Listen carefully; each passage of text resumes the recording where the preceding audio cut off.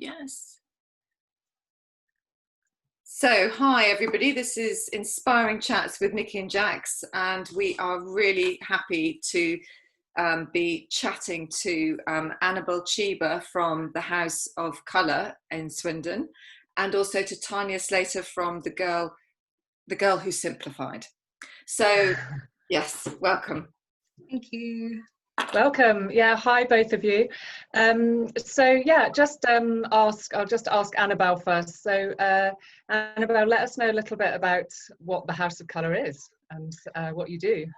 Well, House of Colour have been a company that have existed for about 35 years. And it's a strange name, particularly as the first logo was pillars, but we're not anything about houses really. It's about helping people, and it's not just women, it's anybody, men, children, and of course women, helping people find the best of them through colour and style. It was a company that was started by two women who had been with Colour Me Beautiful and thought it could be done better.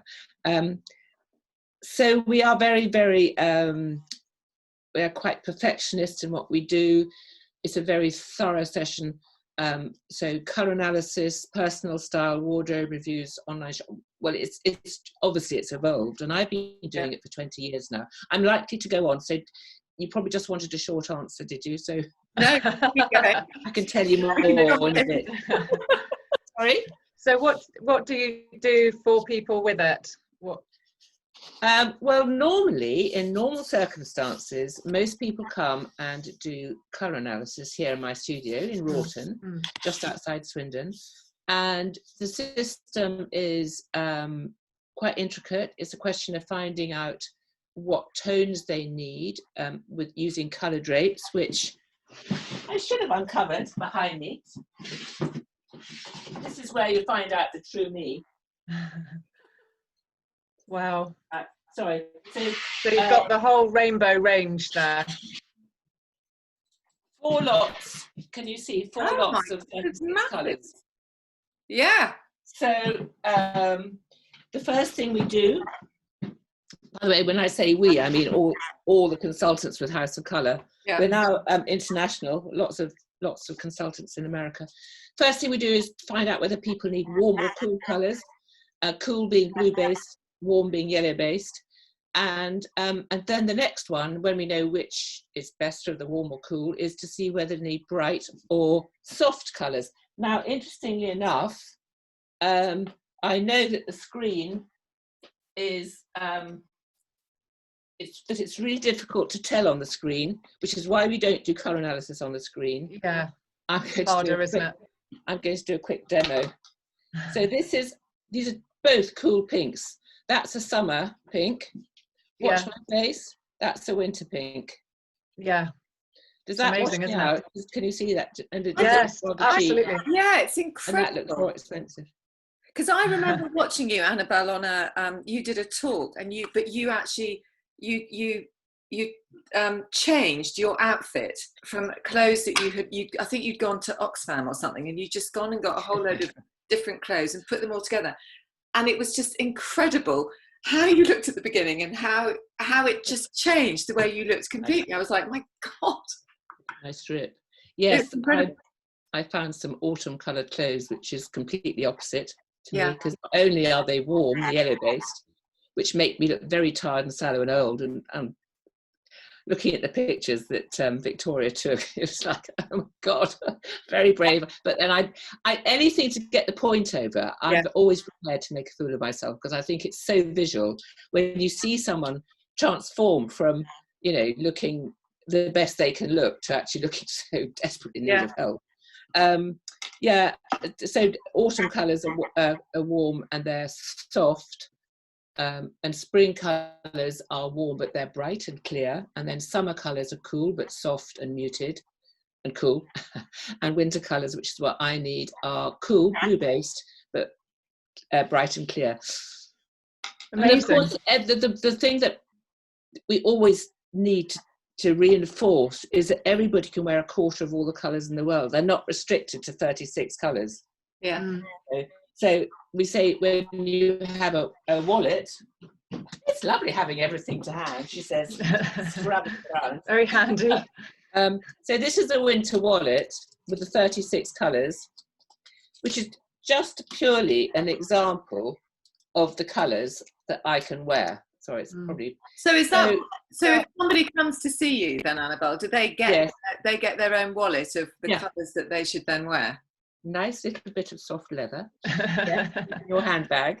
But I stress all the time that there are many, many colours within that range, that palette of colours, lots of tones. And I spend a lot of time in my studio. I've got clothes over there and I have scarves. I spend a lot of time trying to show people how things look in fabric, so it's not just a bit of nylon. The thing is that we use nylon drapes because they're precision dyed, so they're really accurate.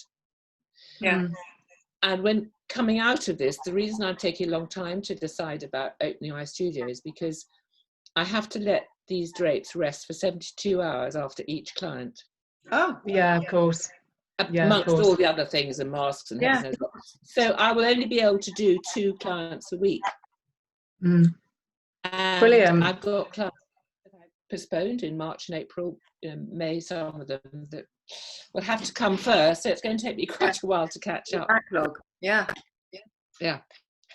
Well, Annabel, we'll come back and talk to you a little bit more about that, and just talk to Tanya, because you're also transforming people's lives with minimalising, is that right? Yeah, well, the recent change of my business name, taking out the word minimalist to the girl who simplified, means that we don't have to say that word anymore because it's really difficult and it puts people off. Yeah, so I basically help female business owners, that's who I've chosen to kind of work with for many different reasons, gain clarity, calm and control and confidence back in their lives. And the way that I do that is by helping them to take control of their environment first. And they are proving to me, and it's happened in my story as well, which is where my business has come from, that when you take control of your environment, you can take control of your life. You know, our home should be this place that we belong, and a bit of a sanctuary away from the outside world and everything. And when you can step through that door and feel like everything is in order, and there isn't any chaos and you've left that outside, then it has this beautiful and astounding knock-on effect to so many other things in your life, whether it's business, whether it's family, relationships. And so the way that I've been doing this, and it's been thanks to lockdown actually, that has sort of catapulted me, I think probably a year or two ahead of where I was. So I'm incredibly grateful, because everything I was doing before was face-to-face. So I had one of my signature services was moving out to move back in.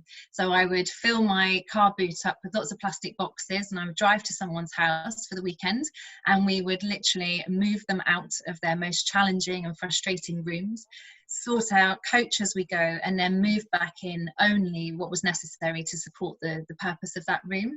And we'd kind of do as much as we could over the weekends, having lots of fun and all the rest. And I really enjoyed it, but obviously lockdown came and all these restrictions, and there was no more face-to-face. So I kind of tongue-in-cheek went on Canva to design a little poster, which is not my expertise area. And I just thought maybe I could guide people for sort of 8 weeks on a group Zoom or something, because I was very optimistic that lockdown was only going to be about 8 weeks, with the idea and the goal that they would be able to come out of lockdown into whatever this new normal was, just feeling more calm, like they're in control, and that they can face and sort out whatever it is afterwards. So I sent out an invite, and within 24 hours I filled it, and I sat there and went, oh, I've got to do this now. So what followed was 8 incredible weeks with these women from across the UK and stretching over to the Channel Islands as well, a Facebook support group, and weekly Zoom calls. And so I decided to start another one, and that filled up within a week. And it seems to be that this people being stuck in their homes and actually having more people there and everything is really bringing to the forefront that, oh, I just have too much stuff. There's lots of frustration, lots of overwhelm, and obviously we, you know, the lucky ones of us who haven't been affected by coronavirus directly have had the time. We've been afforded this time that maybe we don't get to sort of think about what it is that we really want. And through my kind of journey, the clearing out, I've done major clearing, which I'll tell you about shortly. But it's helped me get in contact with my purpose and in tune with my intuition. So that's kind of what I want for these people. So we've been basically harnessing the power of community. We all know that we can do loads on our own, but we can do so much more when we come together. So they love the accountability of it. And then also just I've put together a very loose framework that we break the whole house, which is often very overwhelming to think about sorting out, and it's normally years worth of stuff that's built up, you know, and you might have where partners have come together and you've got duplicates and you've never really sorted that out, you know, kitchens are rife for that. And we just go room by room, and I've got other experts that come in. When we get to the master bedroom, I've got a stylist who comes in and helps people go through their wardrobes. We get to the home office, I've got someone who is a professional organizer. It's totally organized my life, and she helps give, you know, tips and advice to the members as well, and interior designers as well. So really kind of, you know, bringing huge value in there. And now we've got to the point where that's running every 4 weeks, and that's all been thanks to just kind of taking a bit of a leap of faith and going, well, I can't do face to face anymore. And now this has just been the results that people are getting and not ever ceasing to amaze me. So yeah. Do you have anything to do with feng shui at all then with all of this? Is there an element of that? My best friend, aka the wife, has got obsessed with feng shui lately, and so she's sharing a lot with me, and the more I'm hearing, I'm thinking, do you know what, I think I need to have a look into this as well, just to add to the kind of value of it, because there's definitely something in it. And through this clearing journey, I've got very in touch with energies, and I live my life solely by my intuition. And certainly what I see, I'm a very visual person, and now when I open the door, things like we start in the hallway and the entranceway, and I've got 2 little boys, and no matter how much I clear it, bags get dumped there, shoes get dumped there, the coats build up and build up. And I had a lady the other day who literally just took the coat hooks off of the rack, kind of the wall behind the door, and moved them to another place. And she said, do you know the difference being able to just open my door and you can see and feel the energy, you can go in. So I think in feng shui, I think that's quite important, isn't it? I don't know very much about feng shui, sorry, actually, just to but I think when the entrance of your home, I think it should be quite clear of everything, so that you can just sort of walk in and absolutely, which actually mine isn't, but anyway, it goes really involved. I actually went to my friend's house the other day, and you can kind of, so there's a map, and you've got your wealth corner and your business corner and your family corner, and you sort of plot it over your home, and you can go really deep into it. But she's doing it, and even going there, I can feel the difference. So yeah, it does intrigue me. It's something I'll be put crystals in certain corners. So it sounds like it would be just an addition. So you know, obviously what you're doing anyway, you're clearing energy and flow because you're clearing stuff. So that in itself, you know, clears it from the room, and it clears it from your mind and your body and soul and everything, doesn't it? And then the feng shui is an addition, I guess, on top of that. You know, you can take that into account. The main focus is clearing, so it's about learning to have the minimal amount of what you actually need to support your life. And you know, it's an emotional journey, because every single item that we have, we've either paid money for, quite a bit of money sometimes, or it's been gifted to us, we've inherited it. Like, the emotions that we go through is quite fascinating. I warn people right at the beginning, right? I know you came here to clear your clutter, but like, brace yourself. So emotionally it must be quite hard if they're letting go of things that are potentially sentimental. Yeah, absolutely. But it is just about letting go of the excess. It's not about having an empty house. It's just recognizing that the people that come, they are overwhelmed, they are paralyzed, they do want, you know, less stuff. They want to spend less time cleaning and more time with their family, or more time on their business, whatever it is. So it's about guiding them gently to remove the excess and just have what's left. And oftentimes people have sentimental items, and they'll carry them around for years and years and years in boxes in their lofts. So we look at how actually, you know, let's make a thing of it. Instead of having all that stuff there, take beautiful photos and make a picture book and have that on your coffee table. And then you and all your guests can actually connect with those people that maybe had fascinating historical stories, and or make it into a piece of artwork and enjoy it, rather than just knowing, oh, one day I'm going to have to stuck in the roof.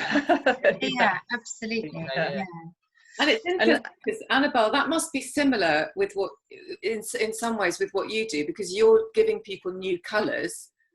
So then don't they go back to their wardrobe and go, well, half of what I've got, they're not my colours. So the ultimate thing is after colour to do your style, and the ultimate goal is actually to end up with a wardrobe of clothes that love you, that you love, and they all go together. Yeah. And people talk a lot about capsule wardrobes, and I can't. I'm a bit unconventional like that. I can't get my head around a capsule wardrobe. All I know is that I love my wardrobe of clothes, and a lot of it I've had for years, and it all goes together, and it's really easy deciding what to wear, because you don't, you haven't got to think, oh, that's an outfit, that's, it all mixes and matches, and it's really good. And actually, yeah, we don't need a lot of stuff. I mean, I've been fascinated by my attitude, actually. I'm not a great one for shopping. I mean, I love taking clients shopping, which is great. But, I've got an extremely difficult body shape, and I don't find it easy. But people look at me and say, no. I said, well, I don't know how to dress it, actually. So that's why, I kind of look as though I know what I'm doing. But a lot of people have either been buying loads during lockdown, why, or nothing at all. And I have, I kind of feel as though I've almost missed a season this year, because the only people that see my bottom half are the dog walkers. I live in jeans. I do live in jeans anyway, but I just don't have the opportunity to wear my smart stuff, because we haven't got meetups to go to, we've got all sorts of things to go to, and I live alone. So the only thing that sees me is my dog. It's very curious. It is. I've really enjoyed it. I've really enjoyed not having to think about, what I'm wearing all the time, and all my summer clothes, I didn't even get down from the room upstairs, because I've just gone up and picked the odd bits when I've needed it. But, I've been in the same stuff a lot of the time. But it's nice to have options and choices, when we come out of lockdown. Well, exactly. But one very interesting thing that I have discovered is that I have actually discovered that I'm enjoying doing online style, and I never thought I would. Oh, okay. And so how is that working for you then? Well, it's great. Some people were going to wait till they could come to the studio, and then I have a lot of followers on Instagram, and a few of them says, "Oh, I can't wait." So it works quite well. We give them a lot of prep first, so they take their measurements, they write down how they want to be perceived, what their objectives are, their lifestyle. I mean, I get all the stuff from them before we even meet on Zoom, and usually I know them because I've done their colours. Yeah. However long ago, and then we have a 2-hour session.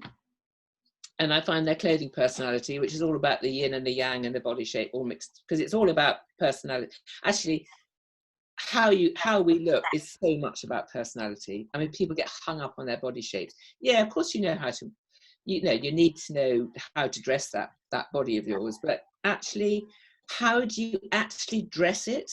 I mean, I've got very small earrings on today, which normally when I'm networking I'll wear big ones, but if I took my big earrings off and my necklace, well, maybe my watch as well, but do you see already I'm missing an element. So it's the scale of accessories is really important. I'm meant to do large scale. I'm very natural, so I have to, things like shells that I love, but I mustn't go on too much about myself.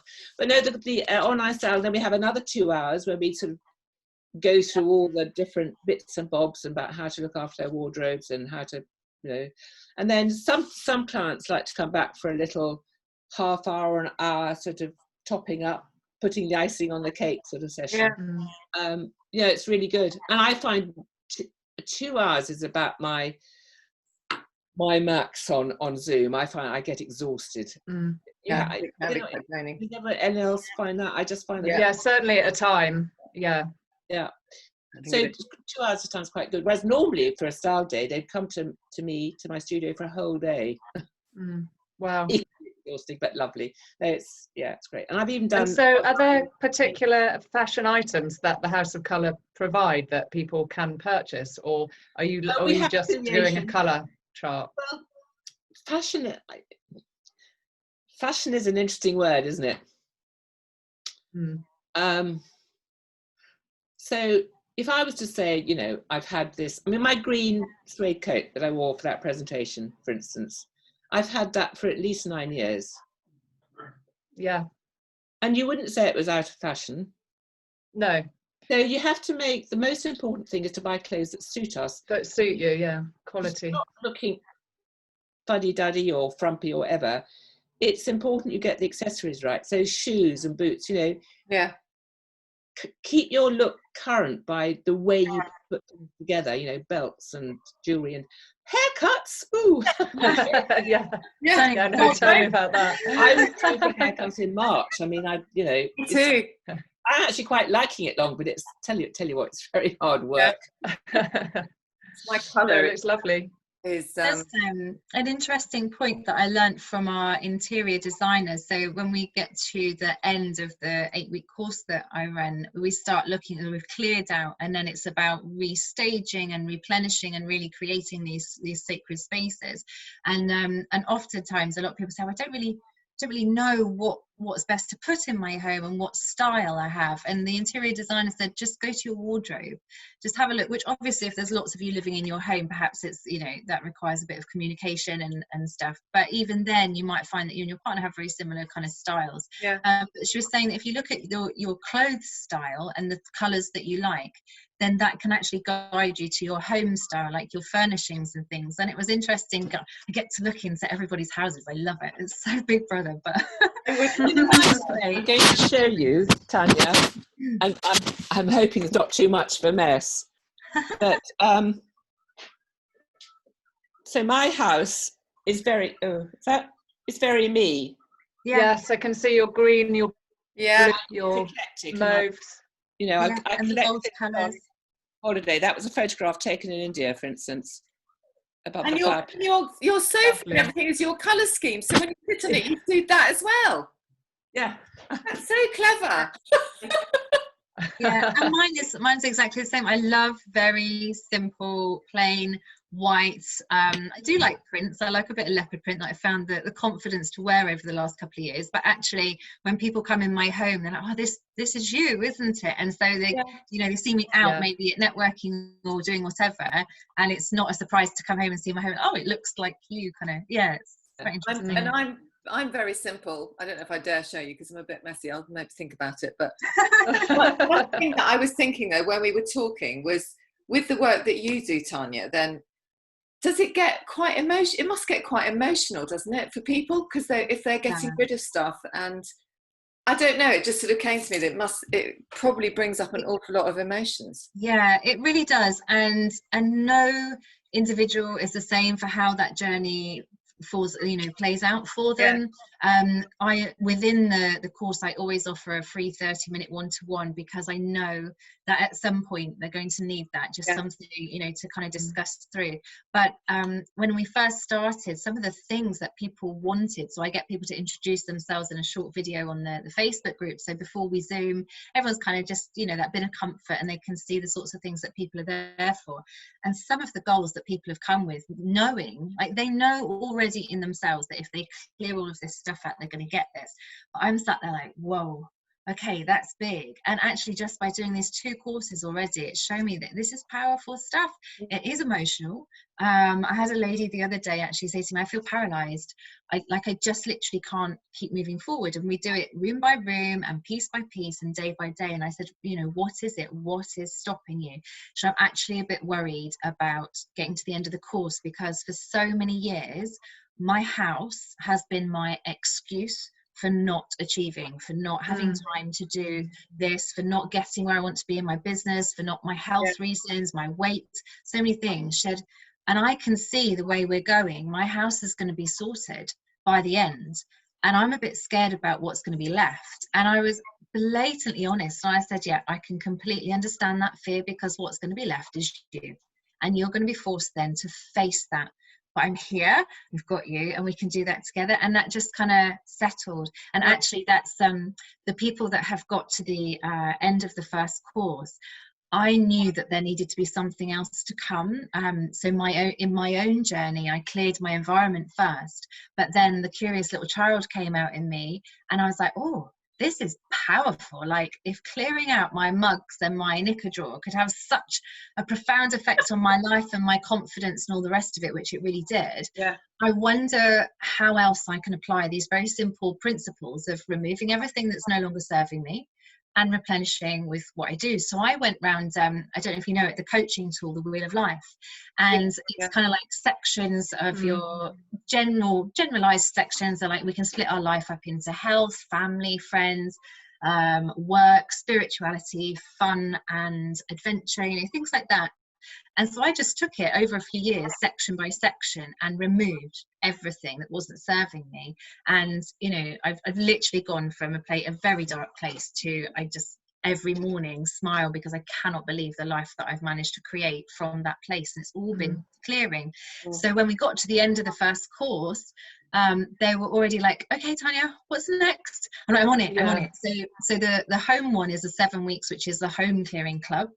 And what's in creation now is the life clearing club. So I'm going to condense my decade worth of clearing down to probably about, I don't know, 3 months or so, and I'm going to take people around. So that'll be the next thing. They're like, come on, I haven't done this really yet. Exciting. So it's quite a journey then. It really is a journey from difficulty and darkness to freedom, I suppose.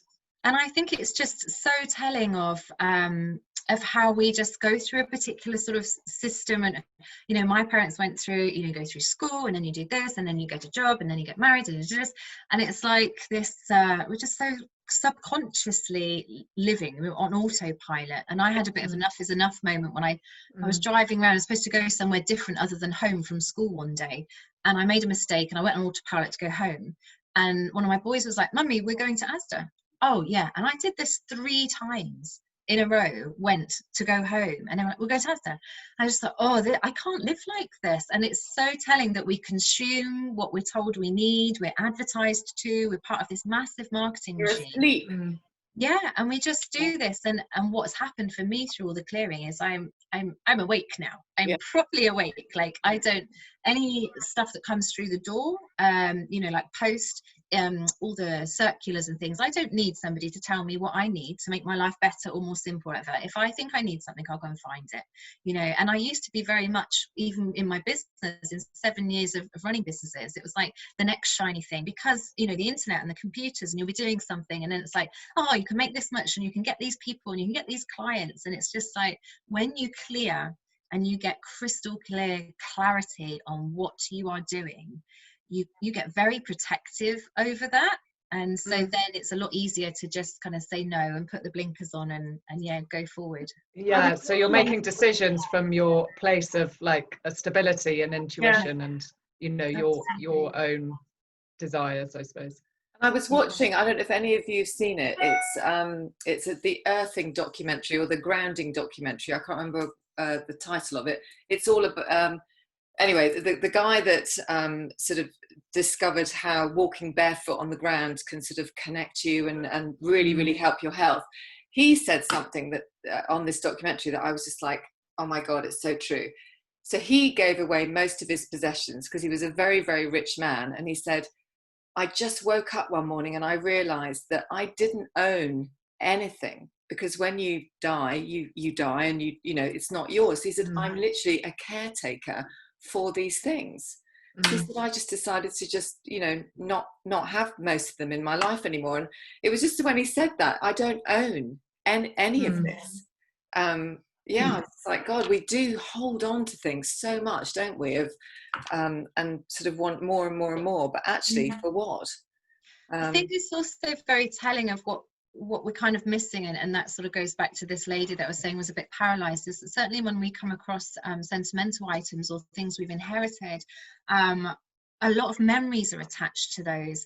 And so I kind of challenge people on the course to say, look, let's just pack them up and put them away somewhere for a short time, if you imagine that those things leave, your memories will not go with those glasses or those vases or whatever. Like, no one can take those memories away from you. And it's almost like, it's really quite simple that, you know, it's true, you've got your memories, you don't need other things to hold on to those. But so many people feel initially like they can't get rid of stuff because it's like they'll be losing a part of them or part of their history, but it's not. Yeah, we're identifying with it, aren't we?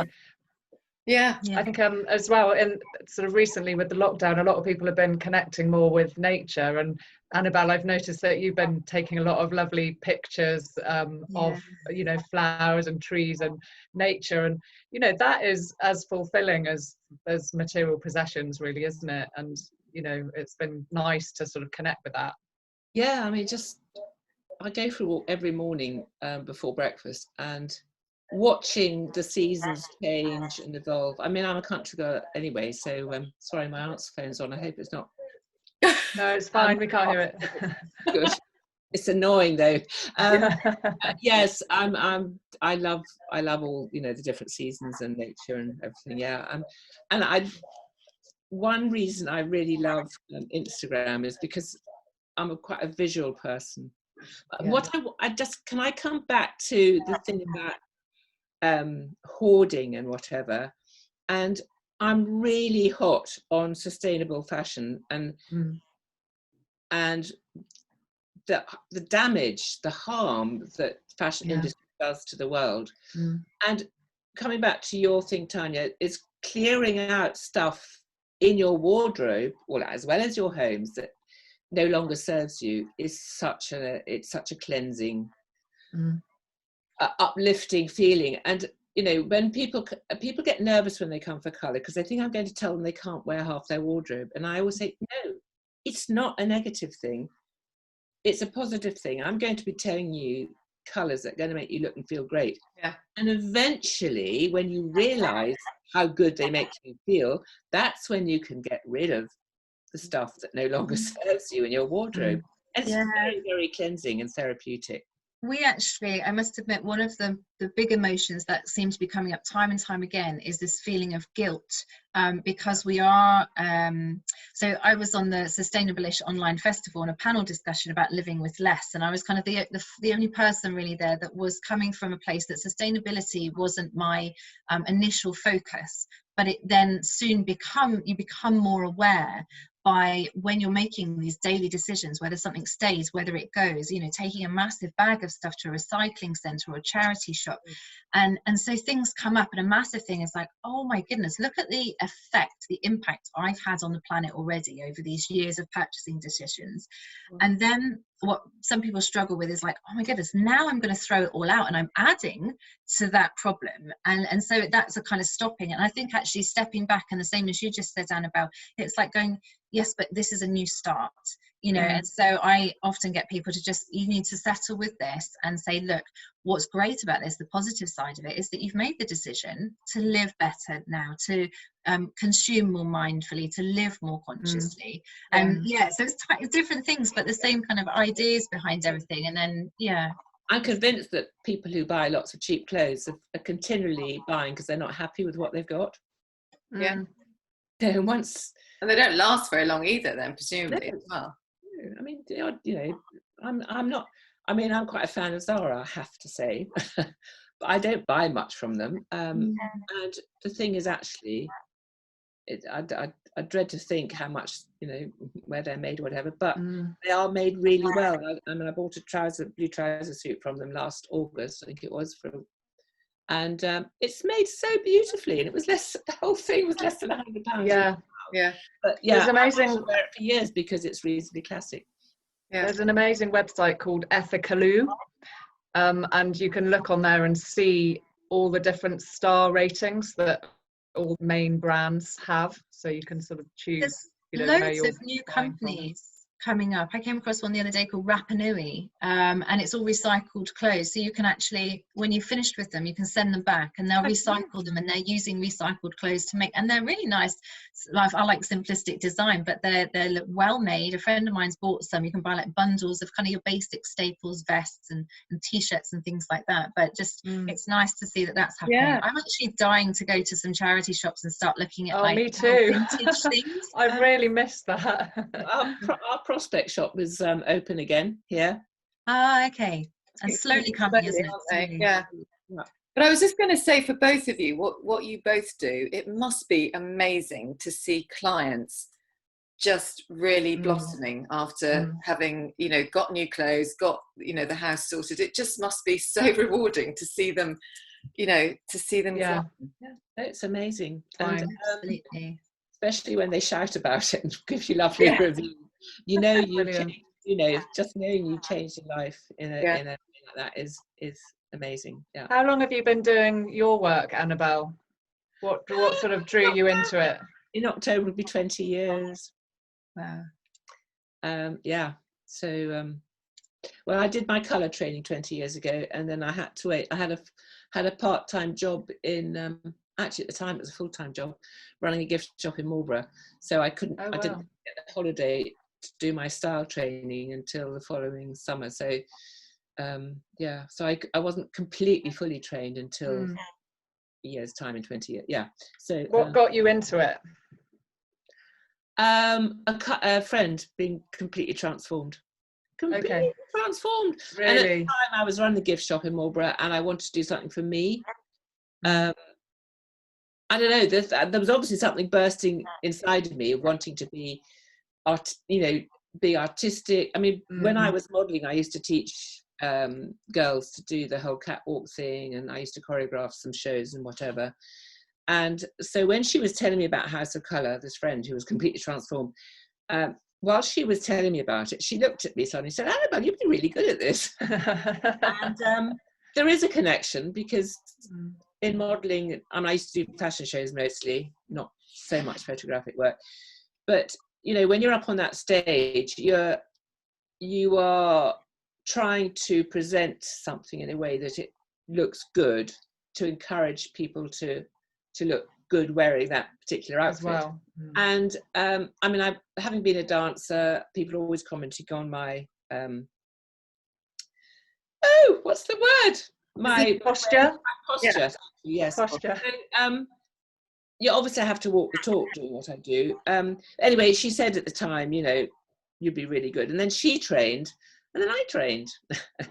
And I eventually left the gift shop, which actually then went back to about 6 years ago and did, well, no, it was longer ago than that now. So that's how I got into it, by watching a friend who went from looking incredibly dowdy, but however lovely she was, to suddenly looking so alive and vibrant. Yeah. Happier, because she looked so much better. Yeah. And brilliant. And now you're doing that for others. But although, and actually I've done a few posts, but not that you would have seen this. Although I had loads of confidence in my 20s and 30s when I was modelling, when I was in my 40s, I had my daughter when I was 41. And in my 40s, I started wearing all the wrong colours, having actually naturally really worn, well, I wore a lot of black when I was in London. But all my life I've worn, my mother was a winter, and I've worn the right colours pretty much naturally. Then in my 40s, I went completely off the rails, so to speak. Not really off the rails, but I lost so much confidence. I forgot who I was. I forgot that person I used to be. And I started wearing the wrong colours. And House of Colour, when I was shown my best colours, I literally had my colours done in order to train to do this. It was like coming home. It was the most gorgeous feeling. Oh, of course, these, you know. And the interesting thing about life is that I was divorced at the same time as I had leukemia 11 years ago. And my poor daughter was going through her A-levels, but that's another story. Quite a time. But since I've been on my own, I feel that my style has actually blossomed and flourished. And I now feel that I could have said this 11 years ago, but now I feel that I really love my wardrobe of clothes. I love me more as well. I feel freer. Anyway, I could sort of. Fabulous. No, you've sold me. You both sold me. I'm coming for a consultation. Has KonMari had anything to do with your talents? No, I caught one or two of her programs, but I found that it didn't really resonate with me because it felt like it was much more about organizing the stuff that you've got and not really about getting rid and clearing. And I had just seen the absolute power. I think one of the things, when I very first started, I was still on my journey to finding my purpose and therefore my confidence. And so I did sort of look at the minimalists. They were a big influence in my life. And there's a great documentary on Netflix called Minimalism, which is really great to it just shows you about this marketing machine that we're all kind of subconsciously or unconsciously part of. But in continuing my clearing, it really, really has helped me to just shy horse blinkers on, not compare myself to anybody else, and just get on and do it how I did it. So it really is just a condensed version of the last decades of my life, really, and other, bits of study that I've done and what I found in very natural leading and people skills, which I didn't really know I had until I'd cleared and managed to share this. It did take a bit of a nudge from a few people going, "Oh, you should be a coach. You should be a coach." I said, no, and then just sort of leaned into it, really. But yeah, brilliant. Well done. Yeah, it sounds fantastic. It has. So how can people get hold of you? What sort of yeah, there's I've got my website, although it's going under a little bit of change at the moment because it's all being changed to be geared towards the Home Clearing Club, because that's where it's at the moment. That's where I like to start with people. So Facebook is really the kind of better home to go to. So I've got a Facebook page called The Girl Who Simplified, and within that you can see connected to it I have the Curious Souls Life Clearing Club. So this is basically where I've captured all of those people, and now some more people are joining that have been through the environment side of things, the home, and they've got the intrigue and the curiosity that I had to think, oh, what else can I do? So each week we're kind of taking a slice of that pie of life. At the moment it's fun and adventure, and just introducing people to, like, let's have a look at this and shine a spotlight on it. And then another week will be finances. There's just beautiful community of female business owners in there. So that's the two kind of places. And the Home Clearing Club is going to start again on the 2nd of August. So the first time I'm running two simultaneously. So this is going to be fun. But yeah, there's going to be an early bird kind of price for that, which I'll be advertising on the Facebook page very soon. So yeah. Brilliant. Fantastic. And what about you, Annabel? How can people get hold of you? How can people find me? Well, on Facebook, my business is House of Colour Swindon. On Instagram, it's just my name. It's not all about House of Colour. My Instagram, I choose to let people know the kind of person I am. I don't want them to think my colour and style is all I do. That's just me. And I have a page on the House of Colour website, so just a House of so Colour. People can find you if they want to make an appointment and or have a chat with you. Yes, on the House of Colour website, if you just look for a stylist or put my name in, I have classes, but I mean, people can reach me very easily. I'm just, yeah. I think you'll be seeing me for a colours session. I'm very intrigued. I look forward to it. This is what you both do, actually. So, yes. Yeah, amazing. Really amazing. So learned so much. It's great. It's been lovely. No, well, thank you. Thank you both. Lovely thanks for having us. because I haven't seen Nicki and I know. I've had my head down. No, it's been really lovely. Thank you so much. So what we'll do is we'll put all of your links as well in this, so everybody that's watching can find exactly how to get hold of you. So fantastic. Thank you. Thanks very much. Thanks very much. Thanks, everybody. Okay. Bye. Take care. Bye. Take care. Bye. Bye.